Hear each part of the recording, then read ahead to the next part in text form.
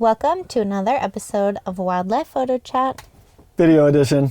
There we go. Nah, that was a good one. Just seamless. So just the handoff was so good. I almost said it too, but You just opted out last minute? Did you? Okay. All right. So, this is a photo of mine, taken also 3 years ago. Okay. Roughly. In September of 2021. You're saying also, like this was 2 weeks ago, this last episode came out, but we're recording all these back to back, so the last photo you saw from Emily. The last photo you saw from me was taken 3 years ago. This photo was also taken 3 years ago. Was it the same place? Yes, okay. in Hilton Head. And same beach? Same beach. Okay. Yes. And I saw the sun setting and wanted to Nice. wanted to line the bird up with the sun.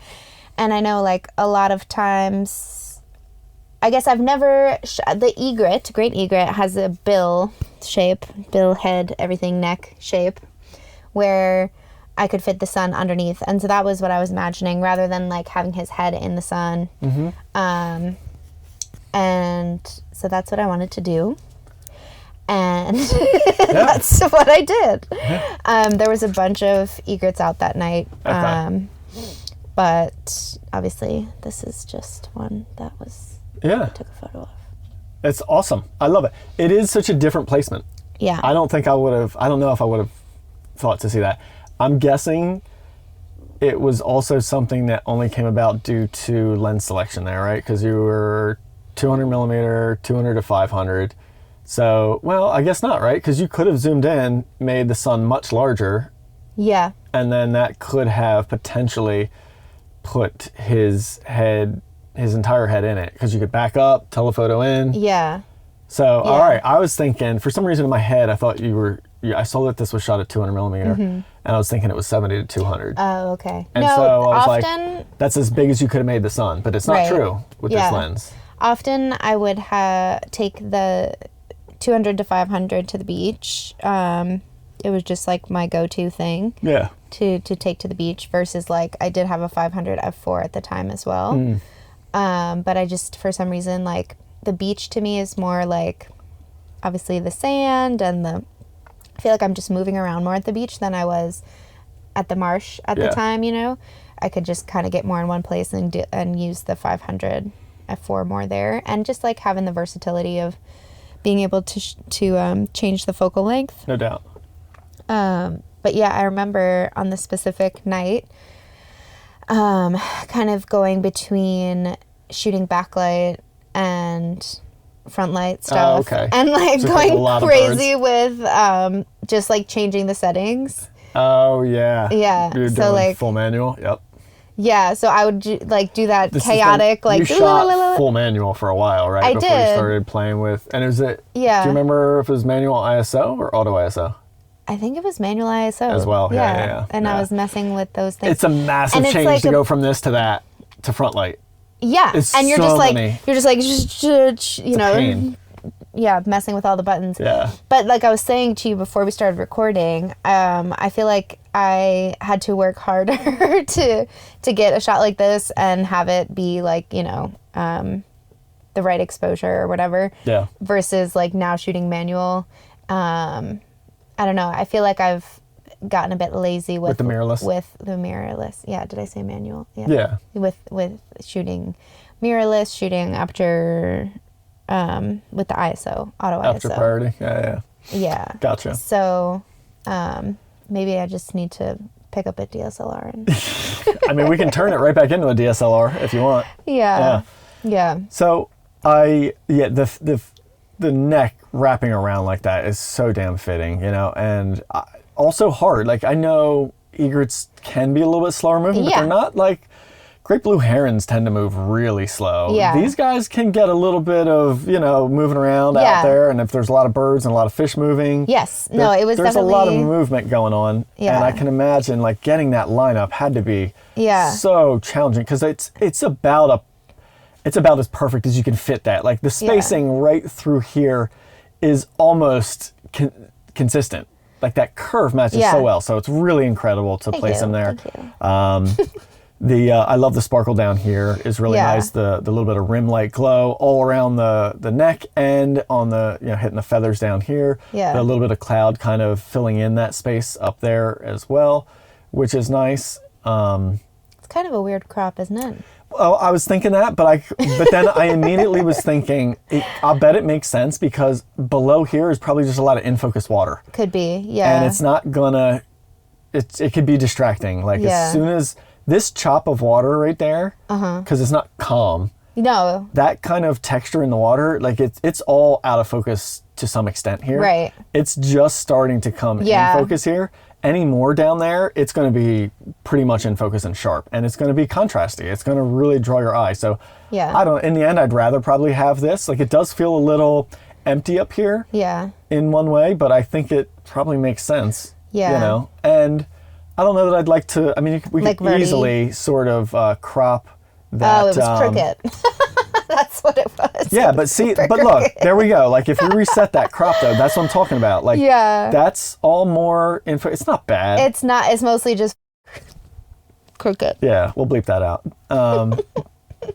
Yeah, I guess it would have been nice to seeing the legs in the water there, kind of anchors in there. But yeah, I know I do that all the time. It's so much. It's so crooked all the time. Yeah.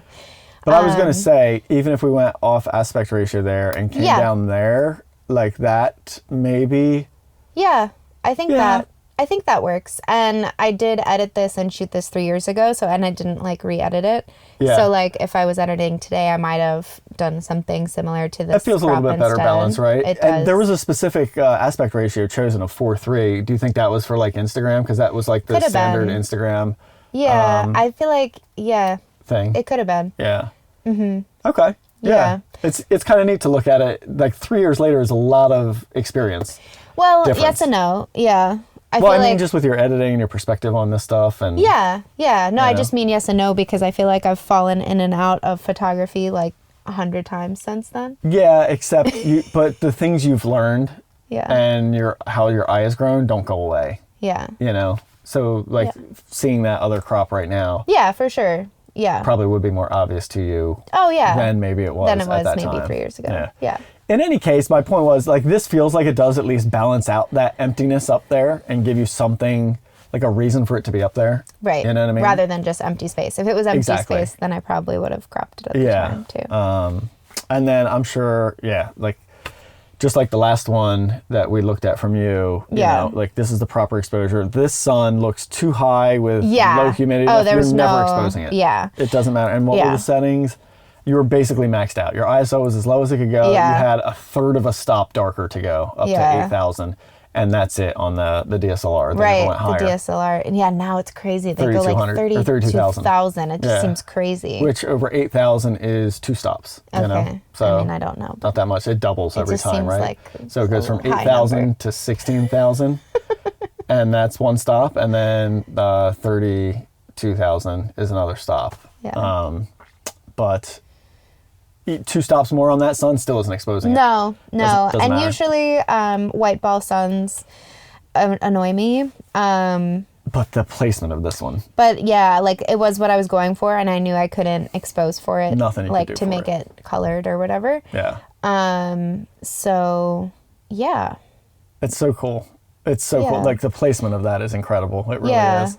And I just know, I can imagine being there. It was chaotic, and just, for sure. Just trying to get it in the right spot. And the bird's moving. Yeah, it was moving. And there was a handful of egrets out there fishing like crazy. I have other shots from the same night of them just going nuts. Yeah. But yeah, and I think this is the only shot I had that was successful. Because so often when they're hunting, they'll straight neck or themselves. Just they're really way out. Yeah, or it had they to really be this curl up.